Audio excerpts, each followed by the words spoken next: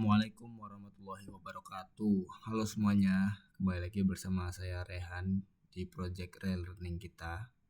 Di sini saya akan menjelaskan struktur database dari proyek e-learning kita ya, yaitu LearnFi. Database ini terdiri dari beberapa tabel yang saling berhubungan untuk mendukung fitur utama seperti materi pembelajaran, kuis interaktif, diskusi, dan manajemen penggunaan berbasis peran. Yang pertama di sini adalah tabel user, ada tabel user ya. Kita coba cek strukturnya. Di tabel user ini dia menyimpan data akun pengguna yang terdiri dari mahasiswa dan dosen. Ya, ini terdiri dari ID, username, email, password, role, dan status. Ya, ID unik ini adalah untuk pengguna. Username, email, password ini untuk login, dan role-nya ini terdiri dari mahasiswa dan dosen, serta statusnya ini asalnya aktif atau tidak aktif. Relasinya di sini adalah ID user yang dimana akan digunakan untuk tabel hasil kuis nanti untuk mencatat siapa yang mengerjakan kuisnya. Lanjut kita ke tabel materi.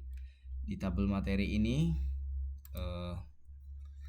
dia menyimpan daftar materi pembelajaran yang bisa dilihat oleh pengguna. Kolomnya mencakup judul, deskripsi, isi materi.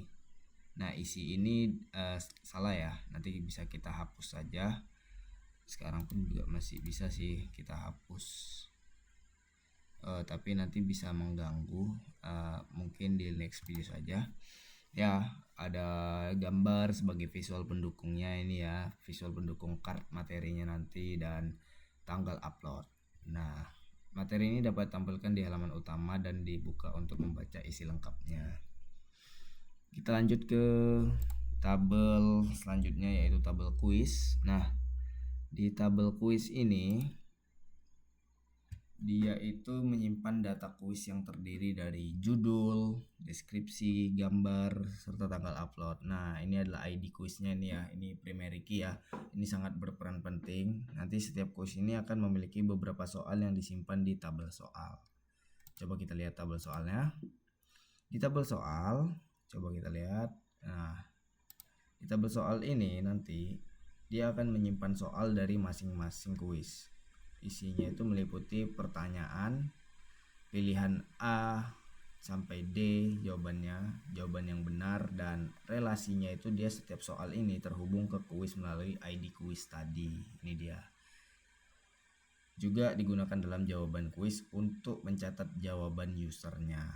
Nah, selanjutnya kita akan melihat tabel hasil kuis. Ini tabel hasil kuisnya. Nah, tabel ini dia mencatat hasil akhir yang diperoleh user setelah mengerjakan kuis, yang isinya itu berupa ID kuis, total soal, jawaban benar, dan skornya, serta ID user siapa yang mengerjakannya. Nah, relasinya itu dia setiap entry hasil kuis yang tadi ini digunakan sebagai acuan di tabel jawaban kuis. Nah, tabel jawaban kuis ini dia strukturnya begini. Dia ini tabelnya menjawab per soal dari si usernya tadi saat mengerjakan kuis. Nah, itu dia kolomnya itu ada ID hasil, ID soal, dan jawaban user dan jawaban benarnya. Lalu kita lanjut ke tabel diskusi, teman-teman ya.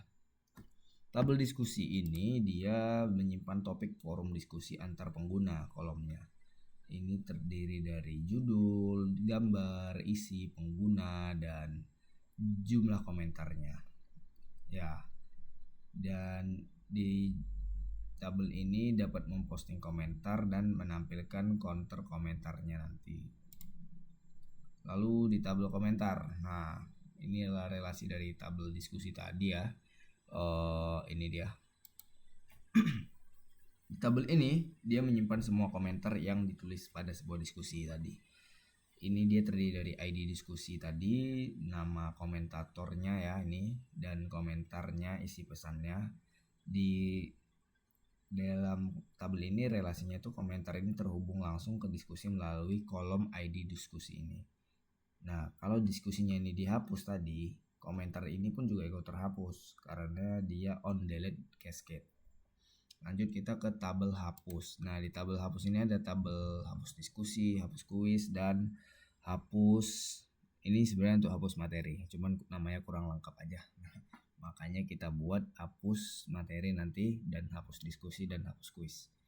Nah, di tabel diskusi ini di tabel hapus materi diskusi dan kuis ini dia itu terdiri dari ID-nya ya, ID materi atau ID kuis dan ID diskusi, judul dan beberapa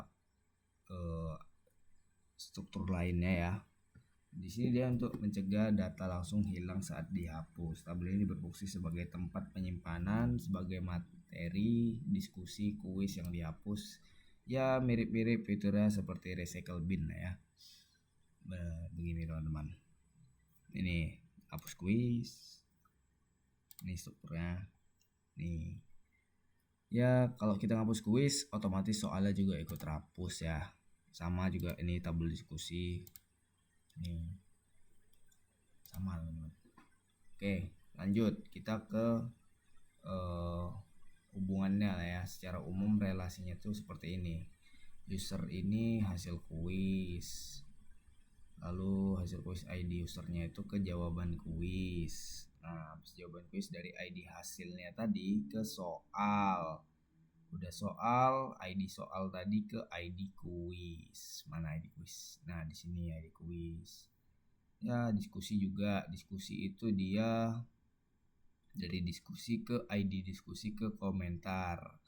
Ke komentar yang di dalam komentarnya ada ID diskusi. Materi itu dia materi dari ID materi bisa masuk ke hapus ini tadi, dari hapus ID materinya.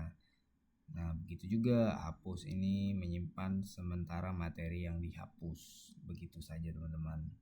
Jadi database relearning ini dirancang untuk mendukung berbagai fitur penting dalam sistem pembelajaran daring, yang dimana pengguna dengan role tertentu, materi pembelajaran yang terstruktur, kuis yang bisa dinilai otomatis, forum diskusi interaktif, recycle bin untuk penghapusan materi, kuis, dan diskusi.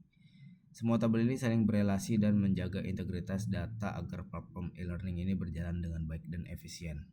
Sekian penjelasan dari saya, semoga bermanfaat dan sampai jumpa di video selanjutnya. Terima kasih.